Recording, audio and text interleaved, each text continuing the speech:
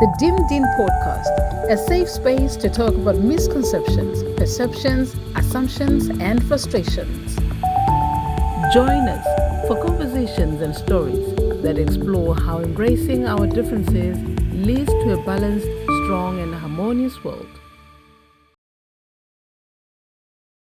Hello and welcome to season 2 of the Dimdin podcast, your very safe space to have conversations about misconceptions and assumptions, perceptions, and frustrations amongst diasporans here in the diaspora. I am your host, Becca, aka the Serenadian.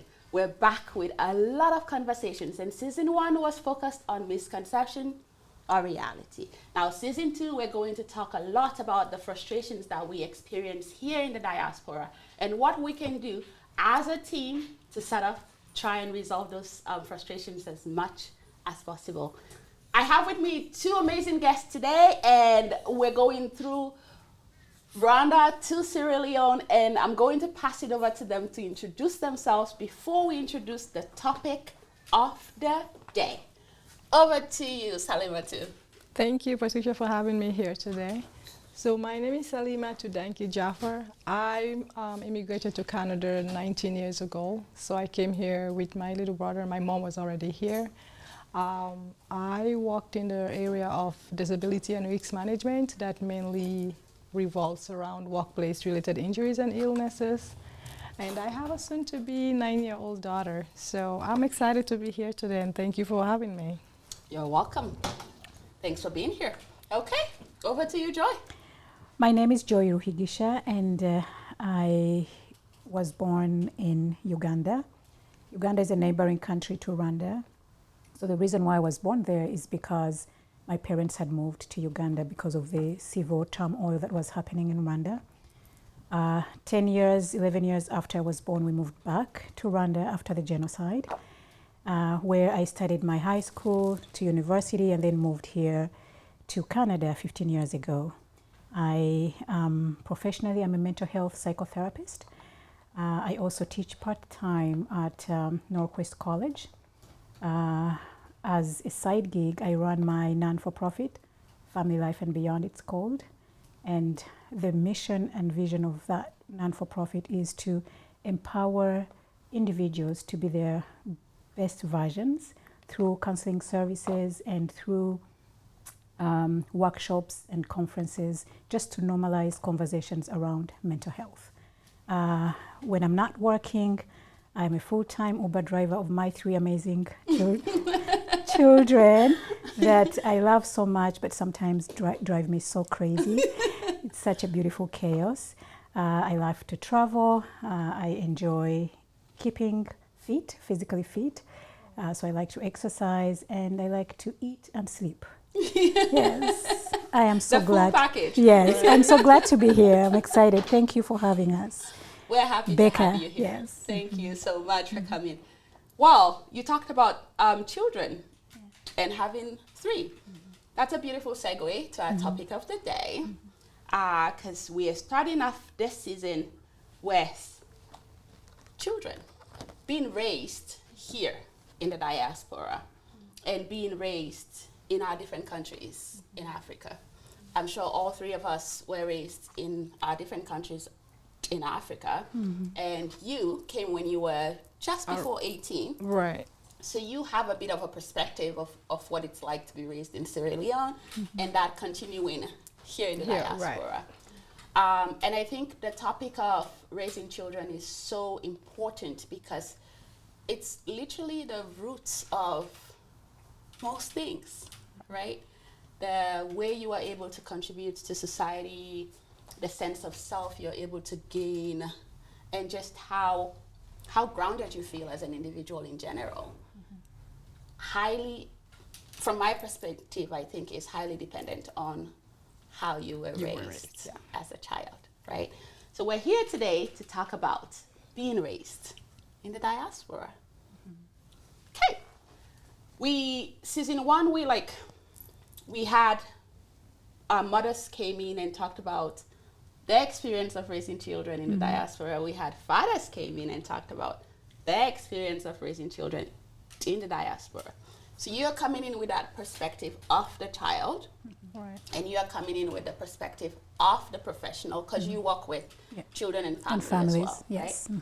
Okay, so starting with you, what would you say is your experience of like being raised in Sierra Leone, where we had one culture, one way, everybody is familiar with the ways of knowing and being, and migrating to Canada, and that style sort of like continuing? Like, what was that experience like for you?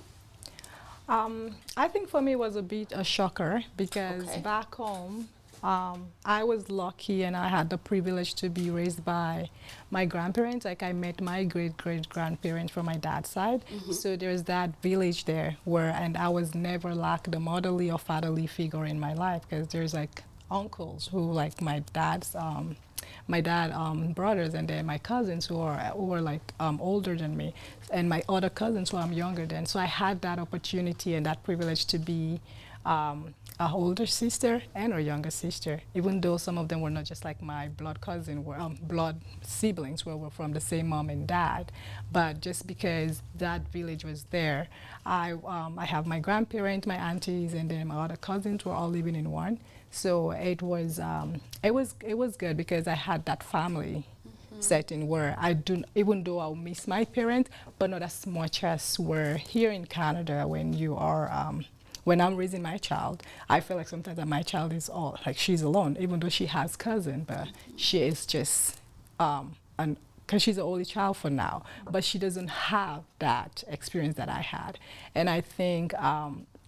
That's what I always wanted for her. I wish she could have that experience where she is able to like be around her cousin, her grandparents, and just have that atmosphere. There's like a pro and cons that comes with that as well, right? Because being raised back home, not having your parent around as well could also affect you as a child. It shapes the way you navigate the world as you become an adult, right? Absolutely. Like it doesn't matter how much love and affection those people try to like pour into you, but there's always that sense of emptiness, and you feel that abandonment. Like, but there's a question. There's why was I raised by these people? Why not my actual parent? So you have that, and you are like you always want an answer, but then the answer you will get is that. Well, due to certain circumstances or situation, this is what was best for you.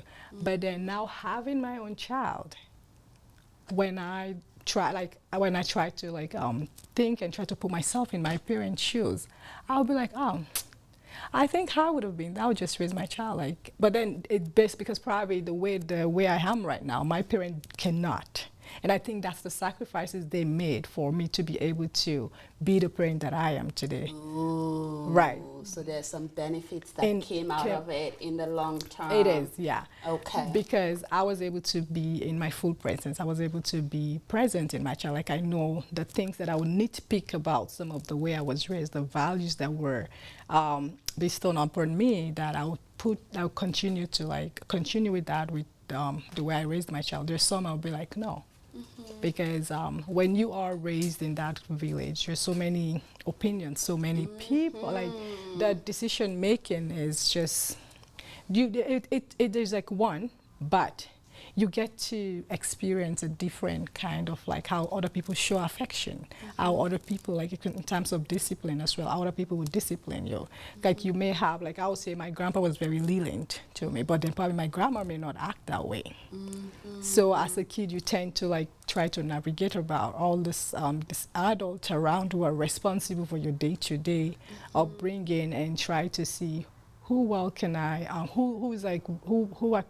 really trust? Yeah, who has my best Who has interest my best interest? Who sacrifices more? Yeah. But then again, I always had, and then with that, you tend to be a people pleaser. That's the downside as well, because you want to please all these people around you. And sometimes you don't even have a choice, do you? You don't, right? That's the thing, right? You don't, but because they have been there, Yes. and they have taken up on this, some of them took up this responsibility.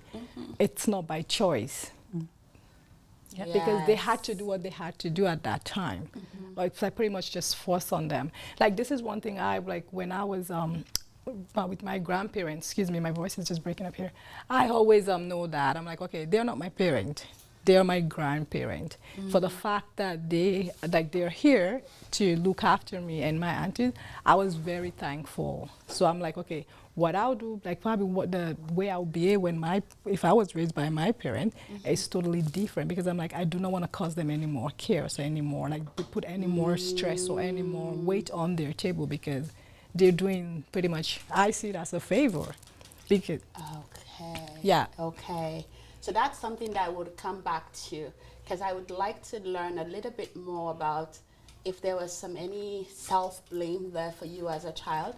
But before we come to that, Joy, you see a lot of different things come through your door as a professional who works in this area. Do you, like, when you hear this topic and being a part of this conversation, can you speak to the relevance of this conversation in our day and age, like now? Why is this an important conversation to have now? I think parenting in and of itself is quite ghetto. It's hard. It's hard to be a parent, and a lot of times most parents, me inclusive, we just go through the motions of parenting. We don't quite understand why we do the things that we do, why we speak to ourselves and to our children the way we do, why we show up or why we don't show up, why we feel or experience things the way we experience them. So having a conversation such as this at this moment is quite timely, and it will always be timely. But I think, like I said, we just go through the motion. So by having these conversations, we are creating awareness.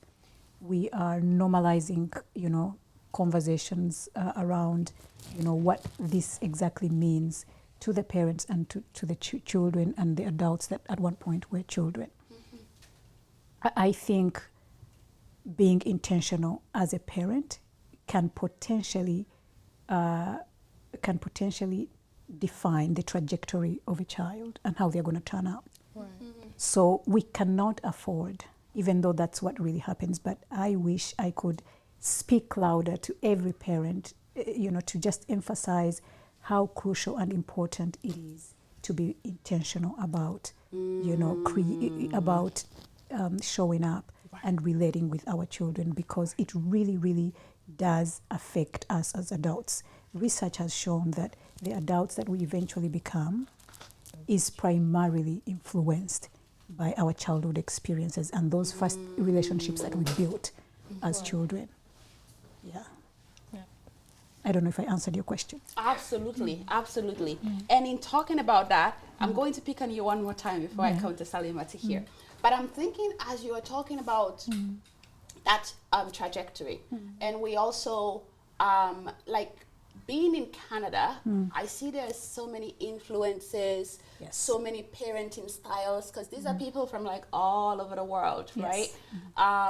And especially with the system that's in place in Canada, it does not necessarily know some of our own ways of knowing and ways of doing, or even understand it, like the professionals that are in place to support this parent and these children. Do you see any challenges with regards to parents from the different parts of Africa learning or understanding how to parent in the diaspora? Yes. So there's so many factors that play out in personality development of a child, or even of all of us, of an individual. And the relationships we develop with our parents is one of them, but it's the biggest. And when I say parent, it could be a parental figure, it could be a caregiver, but that parental figure, a parent or a parental figure, because not everybody has the chance and the privilege to have a biological parent raise them. But on top of that relationship or the interaction or the attachments that we develop with our parents, there's the culture pieces, which I think is what you're trying to speak to. So there's the culture pieces, there's the temperament, just the way we were born. Everybody has a natural innate temperament of how they show up. So there's the biological piece, there is the culture, cultural experiences and influences. There is even the childbirth order. For example, there is no child that is born within the exactly same environment, even twins. Wow. So I'm the firstborn, the oldest of 6 children, but I'm 100% sure that the circumstances my parents had me, the circumstances that surrounded my birth were very different from the circumstances my youngest sibling, that surrounded my youngest sibling birth. Yes. Right. So that just goes to show that there is so many. There's an array of factors that will contribute to who we eventually become. Now, speaking to how parents, so some of the factors and how the system here could be quite different. You're right, because for example, we come from a collective culture. Right. Whereby, like just how my sister here just shared, it's almost a whole village trying to raise a child. Your neighbor, I grew up in Africa, in Rwanda and Uganda, where your next neighbor will spank you or will even give you a side eye if you misbehave or whatever. Yeah. Whereas here, to each your own, very individualistic. So those two cultures could clash. Absolutely. There is and it happens a lot. I see. Right. Yes, there is pros and cons to which. There is amazing stuff about the collective culture. There's also amazing stuff about the individualistic. So what becomes a challenge then for parents like such as us and everybody is that sometimes it's very hard to synchronize those two or to draw from each and pick out, what is going to work for my family, because literally everybody's different. And you are what you know, right? Absolutely, yes. Absolutely. So there's the challenges then that I experienced, and if you're able to find that balance between Yes. the two, then you're able to do wonders. Absolutely. In a sense, or at least parenting becomes a lot more manageable. Easier. Right? Yes. Okay. Now coming back to you, Salamatu, you had talked about being raised by your grandparents and sometimes having those thoughts about why was I not? Why mom and dad, right? Right. I was not raised by my biological mother as well, so I can relate to those thoughts, right? As a child, was there any point where you felt like it was your fault? I would say so. Okay. Because I think, because I think for me the main thing is I never was given any explanation So of you why tried, I was with my grandparents, and then seeing all these other kids and they're all like your friends, they're all with their own biological parent, especially when there's like school event and all that, they all show up and I'll be like, what did I do? And you know what, the impact on that on me was I had to ground myself because I wanted to do so much good that so my parents can hear it and then they're like, oh, she's doing good, like she's a well behaved child. So I wanted them to be proud of me even though they're not around due to certain circumstances. But growing up as an adult, I felt like I become a people pleaser because I don't want to say no, I don't want to act in a certain way, because if I do, then if I do, then my parent, they might call my parent, I'll be like, oh, well, they never raised you well. And I don't want that to come back to my grandparent, because I'm like, they've done so much, they've caring for me. So like, I'm like, if I did anything wrong right now, it's gonna reflect back on them that they were the one who raised me, and then they did not do such a good job, right? So I try hard not to be like kind of like I wouldn't say like a bad troublemaker, yeah. So everything was like, okay, yeah. But even though I was a very quiet kid growing up, I was. But it was always that question there, why? Because I needed answer. I wanted answer.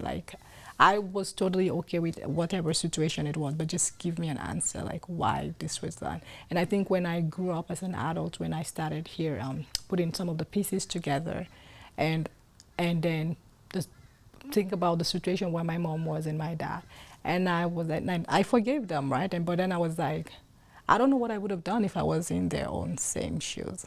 So and that influenced the way I parent my child now, because I'm like, thank God I'm like at a place where I had a child when I know I can take care of her. So I'm more present. I'm there. I'm trying to like be the primary individual in her life to help her navigate this world as the primary guardian, right? So I felt like because I had to sacrifices I have to like based on my sacrifice, but my parents' sacrifice, the thing that I had to go through. That's why my child is able to have this now. And the emotional connection, the bonding is everything. Because what I have with my child right now, I never had it with my mom. So with that, it heals all of those child wounds, like those, the inner child in me. Absolutely. I like that. And I'm coming back to that to dive a little bit deeper on that. If you're just joining us, this is season 2 of the Dimdin podcast. And this is your very first episode. We're talking today about the importance of raising your child so that they can become who they are meant to be in this world and contribute to society in a valuable way. I've got my 2 guests here with me today, and the conversation is going exactly the way it should go. So coming back to that question or your response about you feeling like you got to a point where the inner child in you has been healed. I know that coincidentally, we are all firstborns. Right. So I think that's something that we can all Related to. We probably would have some stories to tell about that. But in you being raised to that point where you felt like, because from what I hear you say, it almost sounds like you were looking to gain your parents' favor at some point. Acceptance, yeah. Right, like that acceptance. If only I do the right things, if only I stay away from trouble, then maybe, just maybe, they'll come get me, right? I think that also puts us in a place where we feel like we have to be strong at all times, right? Now, growing into an adult, being where you are right now, do you see that strength showing up too much or too little in some areas of your life? Like, has that influenced you positively or in any kind of way right now that you would change your kid? I think because the strength, that strength part, yes, because you have to develop that self-strength. It does, there's some positivity towards it, and there's a lot of negativity. Okay. The positivity is like you are able to handle any situation that comes your way. You're resilient. Yeah, you will get up and then keep going. Doesn't matter what is being thrown at you. You're like, okay. You wipe your own tears because you wiped it as a child. I've wiped my own tears several times, like so many times. And then now as an adult, I'm like, okay, I can do it. I'm like, I'm a very religious, but I'm like, God, you're there. Allah, you're there. You know what I'm going through. You've been with me all this while, so I can get through it. But when you are going through something really, really tough and extreme, people, your family have always used to see you as you're strong. They don't know when you go inside in your house and then you close the door. They have no idea what you're going through. They don't know the amount of tears that you will shed on your pillow. They don't know the days you just sit in the bathtub, just have the shower pouring all over you because you felt like you don't have the you don't want to put more burden on them. You don't want to tell them because that would make you look weak. Not even weak, but then you tend to okay, how would they will they get hurt? Because I think for us as a first child, we felt like we do not want to disappoint our parents, so we take a lot of stuff in and we just try to manage it. But are we really strong? There's some days I'm not strong. And the word strong, I think it at some point it used to just be something I don't even want to listen to because I went through some major changes in my life in the last 5 years ago. It was people when people will see me and if they're like, oh, you're very strong, I'm like, no, I'm not. I don't want to be strong. No, I don't want to be strong. I'm not strong. I'm not. I'm like, that's one thing I'm not. It's just that I'm good at managing. Because this is what I was given, pretty much the situation that I had no other choice but to just be resilient. Just get up and start going. Like, it doesn't matter how many times I fall, I have to get up and then be like, get back up. But am I strong? No. Even being a single parent right now, raising my child, no, I'm not strong. But do I have a choice? No. And that's one thing I'm not taking with me when it comes to my daughter. No. I allow her to show her vulnerable side. She can cry all she wants, even if there's something going on, and then she started crying. I'm like, when you're done, let me know. I tried to teach her that. Showing your vulnerable side, your emotion is not a weakness. It's in fact strength, if you is. ask me. Yeah. Because for you to be able to come out and pour it, I'm like, just those tears that you pour can actually be like a relief. You're relieving, like a release of stress. You can relieve something. They're there for a reason. Right. So they're there for a reason. Use that. So I never will tell her that, oh, you have to, no. That vocabulary doesn't have a place in my own dictionary.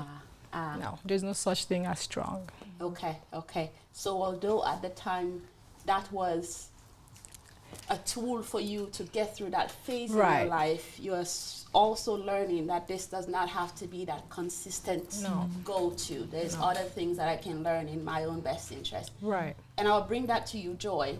Talking about attachment styles, like between parents and children. I know this is something that is discussed in your profession.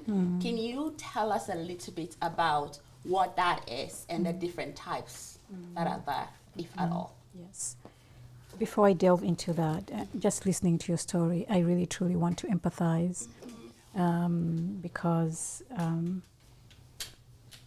I can only imagine what it means to be raised by people that are not your own parents, and then you do not have an explanation as to why. And yet your parents are actually there, but nobody ever sat you down and, just explained. So that just goes to show how in some of our cultures, a child is not valued, right? Because, and I think that is done subconsciously. There's no bad intention behind it. I think they're but protecting you absolutely, sometimes. yes.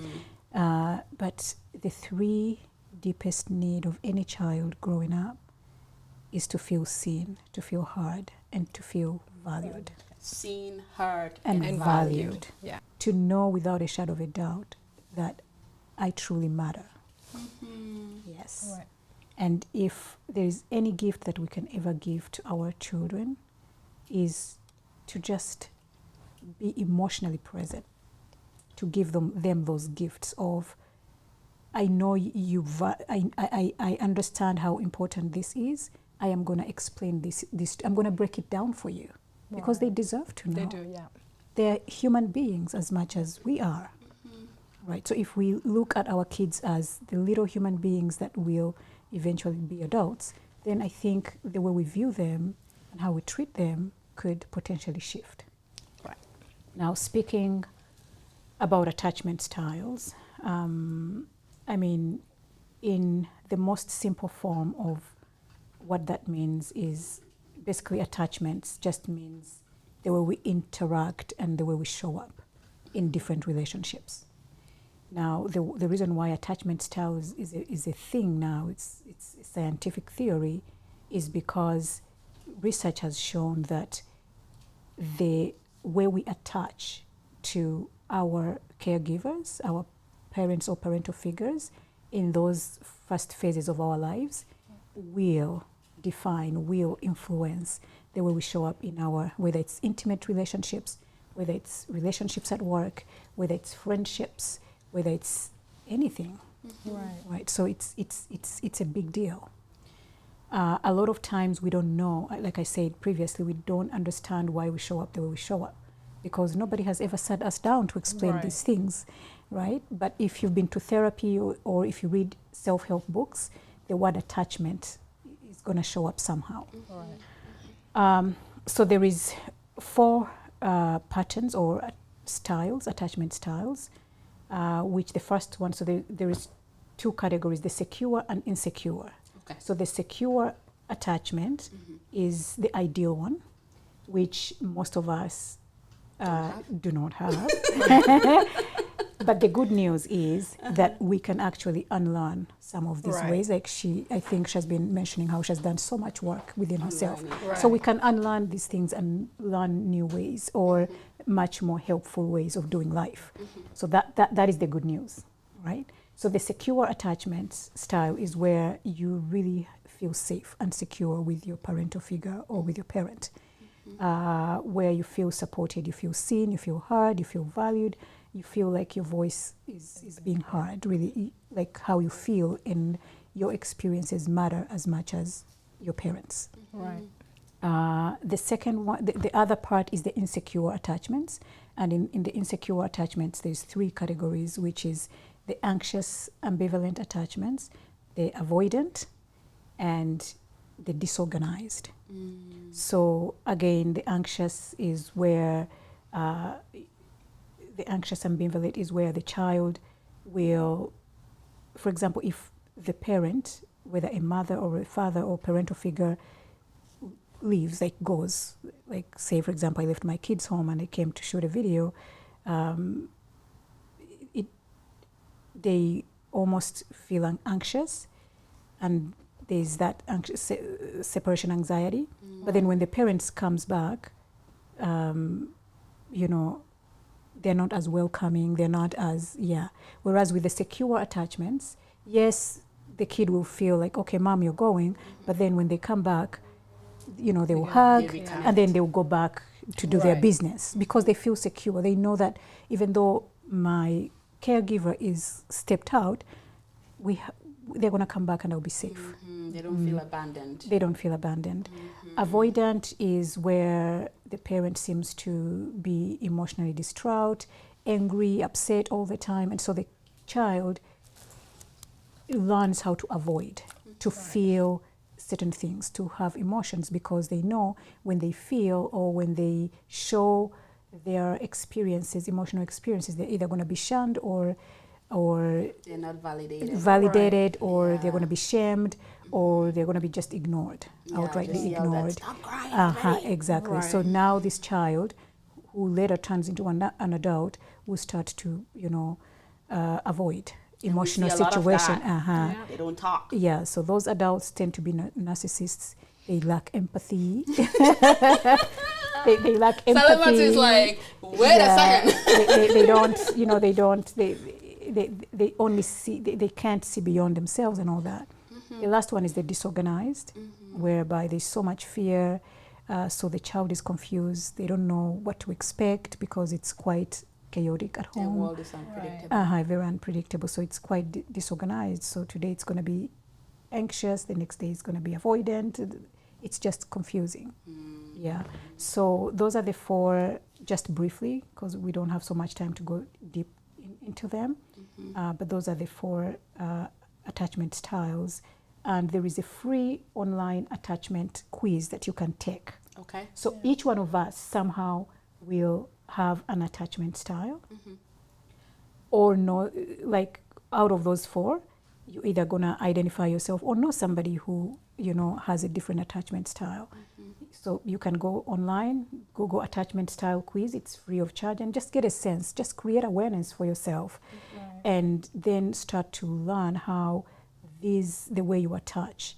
Sometimes we attract certain people, and you don't know, why do I get drawn to this type of person? Yes, that's again because of those early childhood experiences that you had, and that's it's almost like a template. There's a subconscious. Talking about that trajectory. There's a subconscious template that your parent or your caregiver gave to you subconsciously. So that's the template you go using subconsciously. Yes. But when you know now that some of these things, if you're anxious or avoidant, when you know these things, then you start to work on yourself. Then you even identify those moments when they're happening, those trigger points when they're happening, and just do the healing. Wow. So what I hear you say then, and correct me if I'm wrong, is that the way we are parented as well will have a huge influence in the relationships we have, how able we are to manage those relationships, and even in our professional settings, right? Because who you are, you knowing that, like having a good sense of self would also help I know recently there was a conversation where I said being raised the way that I was raised, like I have a really good connection with my father, where I feel like I am able to voice my thoughts and my opinions matter. I feel heard, I feel seen. Yes. So in that situation, I feel like it doesn't matter what room I go into, who is in that room, I'm able to take up space because I feel visible. Like I feel like I belong here and I don't limit myself for anybody necessarily, where I feel like some of our relatives and friends back in the different parts of Africa are raised to be dormant, Play small. Right. in a sense, Shrink. right? Like just shrink because it's like you're a child, you're not supposed to have a voice. You're a child, you're not supposed to say anything. And by the time you grow into that adult who has heard so much of what you're not supposed to, what you're not supposed to, you don't even know what you are supposed to anymore, right? And coming to you, Salamatu, having gone through some of that, having learned from your experience, and I know you've spoken a little bit to how you are parenting now. Are there things that you can pull from the way you were parented to guide your parenting style? And what did you choose to not take from that, from the way you're parented, to add to your parenting style? Like, how did you make that decision? The way I made that decision, because I tend to reflect back how I was as a child, where just like what she mentioned about being seen, heard, and then valued. So in my own, like where I was raised, pretty much like the atmosphere, like the culture was, you're only there, you just exist. It doesn't matter if, let's say, you had a misunderstanding with an adult. For the fact they're an adult, that's You're it. wrong. Yeah. The right is automatically given to that adult despite whatever the situation was. That's it. And when you try to say something, you get shut down. Like, you're being rude, you're being disrespectful, you are just argumentative, and you're not. That's not what you were told, right? So the one thing I would take from it is like, I always talked about my grandpa. My grandpa always say that it doesn't matter how small a child is, that child should be respected. You, the adult, should give that Thank you, child Grandpa. Bless respect him. first before you expect it. Ooh. Right. Because Because respect begets respect. right. This is what he always say, okay, if I'm around my friend and then my auntie comes and then just talk to me in any way or form, like call, like out, but they go off on me, because I want to prove to my friends that I'm also somebody, I'm going to respond back to her. In a disrespectful way, maybe. Right, because why? I'm within my own peers. Like, this is where I feel like I'm somebody. And how dare you come in here telling me all of those things, and then, no, I'm going to fight back. I'm going to be like, no, you can't, like, say what I have to say. But if that auntie came to me and then was very polite in her approach, I'll respond the same way. Because then you came with a respectful way, and then I responded back. And when it comes to my daughter, this is how I parented her. Like, I have done a lot of therapies. Okay. I remember when I was married, I went. Therapy people. Yeah, I do. And I remember when I was married, I was going through I was going through therapy, and I went there for like my marriage. But then guess what? It was my childhood trauma that shows up. And child in you. Right, so that it was based, just like how you talked about the attachment, the different attachment styles and everything. And it shows why I attracted so many other people. And then I used that. I think I remember when I went to go see my therapist, right? I was like explaining the things that I was going through, and then after realizing what all the childhood trauma and everything. And me having my daughter, I want something opposite for her. And I remember my therapist was like, what message are you sending to your child? And that clicked. I was like, wait, I don't want to I'm like, I have a daughter. What message are you sending to your child? Ooh, I love that. And that clicked, and I was like, ooh, because then it's not even about you anymore. There's a little you who is sitting there, depending on me, to be the role model and like the way. Oh, that gave me goosebumps. It's like telling her like what is acceptable. Like I'm like this is how you're supposed to be You're loved. setting And the pyramid for her. and that I went home that day, and that was it for me. I'm like, I have to make changes. I have to. And my daughter became a priority. Like, even up to this day, when it comes, like, even at school, if I get an email that she has, like, there's some incident that happened between her and her classmate and stuff like that, I will not respond to that email until I hear my daughter's side of the story. And when I hear my daughter's side of the story, if she's give me the reason why certain, like, she had made such in whatever decision or choice, when I'm replying to the teacher, I will make sure I included that there, that this is what She said. she said, and what led to her doing this, because I know my child, and I'm giving her that platform for her to be able to express herself, like know that she's valued, our opinions matter. Like nobody will come in and be like, oh, your child did this, and then I just reacted. No. And something when people see my kid out, they're like, oh, your kid doesn't greet. I'm like, well, I'm her mother. You say hi first. Thank you. And I normally respond, I'm like, I'm her mom. So you have nothing to, I'm like, did you greet her? Because even for me, there's people, the perception is that I'm proud. I'm like, but did you ever say hi to me? And then I never said hi back. Thank you. Thank you. Wow. Wow. So you have intentionally Switch everything. chose the things that did not, like, let go of the things that did not work for you, and you're like, Right. I am going to raise this child the way I wish I was raised. It's exactly right. So my Beautiful. heart is smiling right now Oh. because the best gift you can give to your child is to go through a healing journey.